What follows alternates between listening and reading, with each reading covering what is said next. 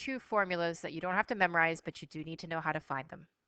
Surface area of a sphere, volume of a sphere. And I'm told that the surface area of this sphere is 520 centimeters squared. So how do we find the diameter? So I find that it helps to label sometimes. Like here's the radius of the sphere, but really it's the diameter that I'm after, right? Like so the distance from here to here. So twice the radius. But if I can find the radius, then I just have to double it to find the diameter. So the first step is to choose the correct formula. I'm given the surface area. I don't even care about the volume, so I'm going to choose this one. And just to make it a little bit easier to see, I'm going to condense that to A as the area. So 4 pi r squared. Some students at this point would choose to sub in 520. Okay, you'll probably get the right answer. But I just want to emphasize that I condone rearranging a formula before you substitute in. And if you are going to do physics, your physics teachers are going to insist on that too. Because once you get these very long numbers in scientific notation, you will make a copying mistake.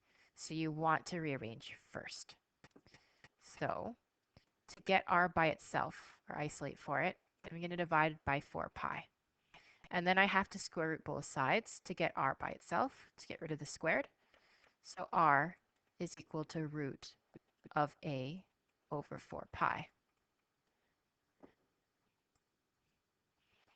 So if you plug this in correctly, you're going to have 520 over 4 pi, and then you're going to square root that.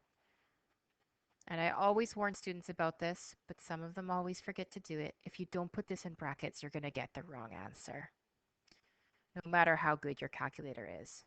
Because they will divide by 4, but they will put pi in the top if you don't put brackets around it.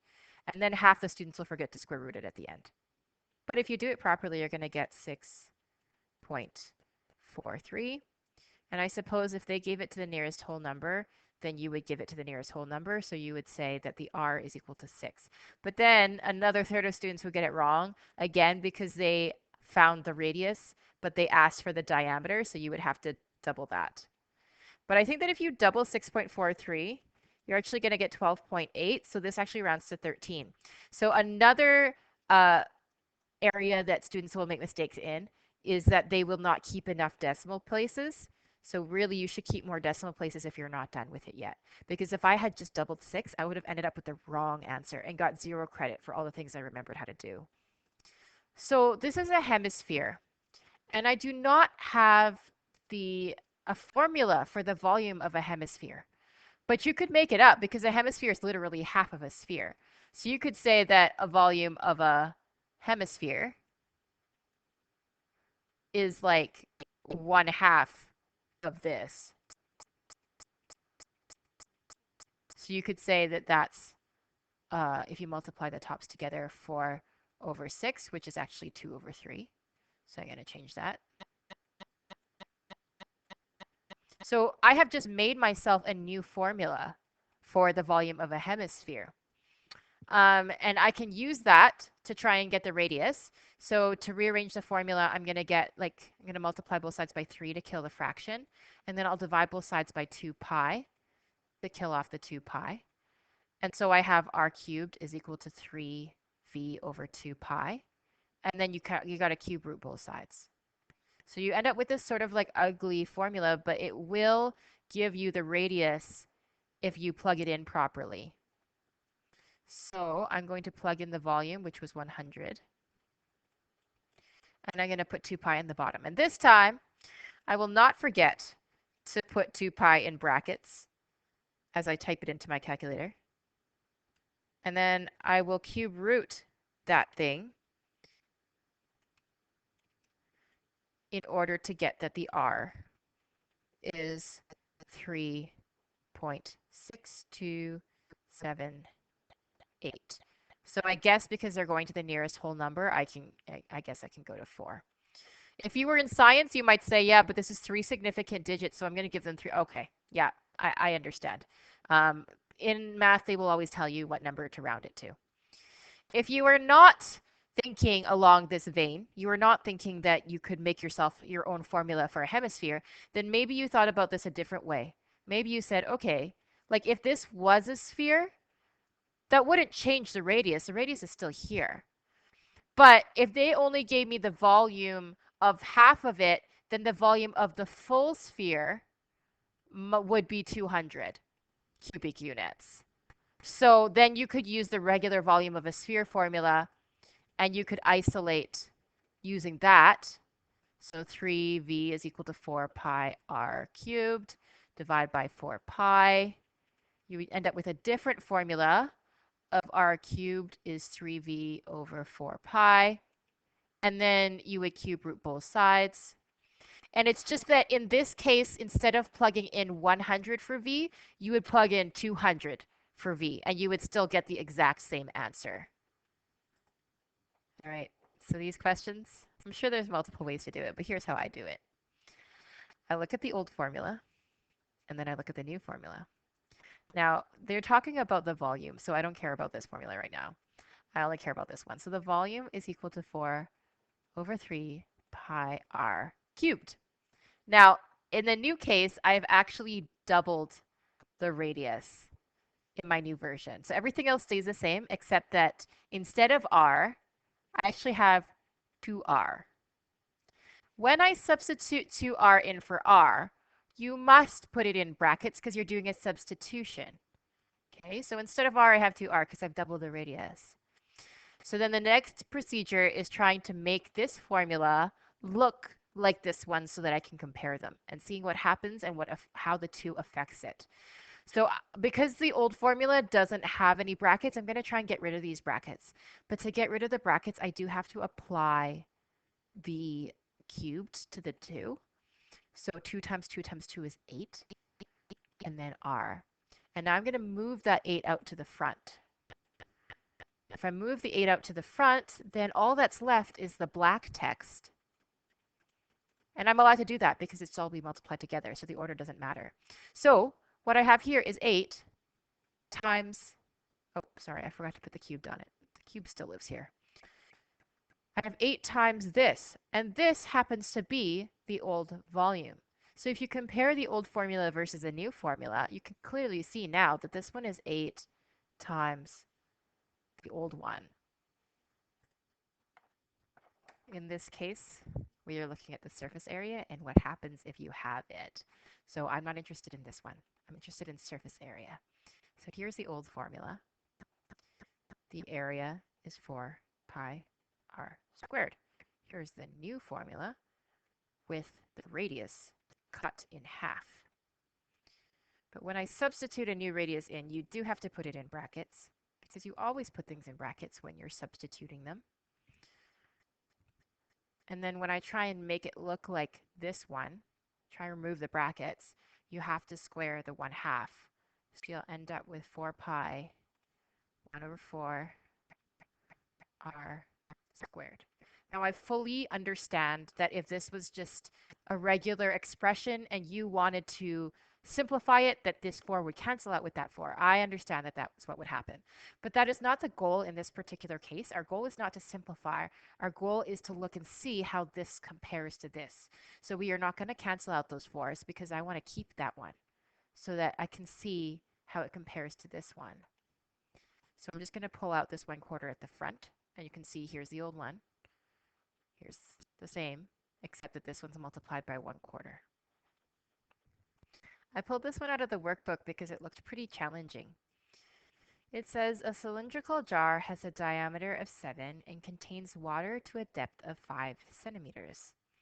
A sphere of diameter 3 is dropped into the jar and sinks to the bottom. What is the new water depth? So a lot of students have trouble wrapping their heads around questions like this. Like, where do I even start? Should I draw the cylinder with the sphere in it? Should I draw it without in it? Like, where do I label 7 centimeters? And I think the key to solving questions like this or processing them in your mind is to do an old versus new, a before and after. So I'm going to draw a before and after picture of this. The hard thing is that if this was an exam question, you would not have me to help you draw the picture. So it has to occur to you to do the before and after. So we have a cylindrical jar, and it has a diameter of 7 centimeters, and it contains water to a depth of 5 centimeters. And then after this happens, we have a sphere that's dropped into the jar. And that sphere has a diameter of 3 centimeters. So the water level has gone up. And what we're looking now is, what's this? What is this new water level that has occurred here? So I'm just going to recolor code this because I think that understanding this question, oh no. Okay. I think you need to understand firstly that the cylinder that we're interested in is actually the cylinder of water. This blue water depth here. So we don't really care about the size of the jar, which is the same in both cases. We care about this blue cylinder of water that had a before version and an after version. Ultimately, we are looking for this value here. If I know the volume of this blue cylinder afterwards, I do believe that I can work backwards and figure out what x is.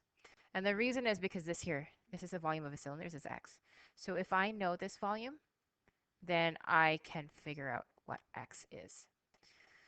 So I believe what I will have to do is figure out what the volume of this cylinder altogether is. So it's the old volume. Here's our old cylinder. Odd old cylinder.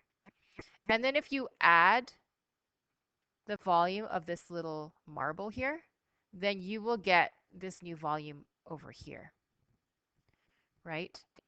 So I'm just going to move this so that I have more room to work with. So the volume that I'm interested in is this one here. So I'm going to take the volume of the old cylinder. The old cylinder is here. So pi, 3.5, I guess, because the diameter is 7, so the radius is 3.5 squared times the height. So I guess I'll label this old cylinder in green so that you can kind of see what I'm working with here.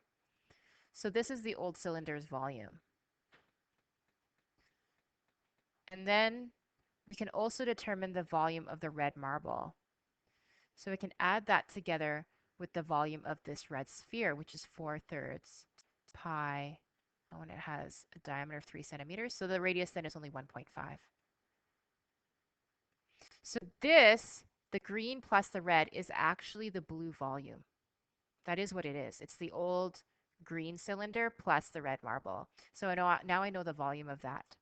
So I can set that equal to the volume of my new cylinder, which is pi r squared x. Do I know the radius of this new one? Yeah, it's the same as the old one. So actually, I'll put that in, 3.5 squared x. So in my calculator, when I calculate the left side of the equation, I'm going to keep it to 4 decimal places. I'm getting on the left side 206.5597. I'll just keep one extra decimal place for good measure. And then on the right side, in the blue, I'm getting 38.4845 times x. So what that means is I'm going to divide both sides by this to get x by itself. So 206.5597 divided by 38.4845. And I'll just do that over here. I'm getting x is equal to 5.3673. And they want us to round to the nearest tenth. So the nearest tenth is 1 decimal place. So I believe my answer would be 5.4. This question also came out of the book.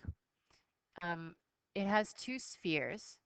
sphere A is 80% full of water and sphere B is 20% full of water, but they both contain an equal volume of water. So what is the diameter of sphere B? Here's a little bit of a hint of how to deal with this one.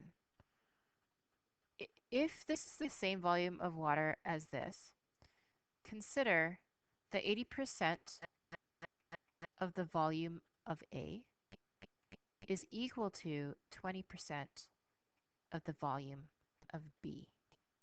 Now, I know you don't know what those volumes are, but you do have some clues. And you can use the formulas to try and sub that in and figure it out. So that's my clue. I'm not going to do it right now, but I will do it next class. And if you're interested in trying this on your own, it's on page 191 in the workbook. And let's see what you can come up with.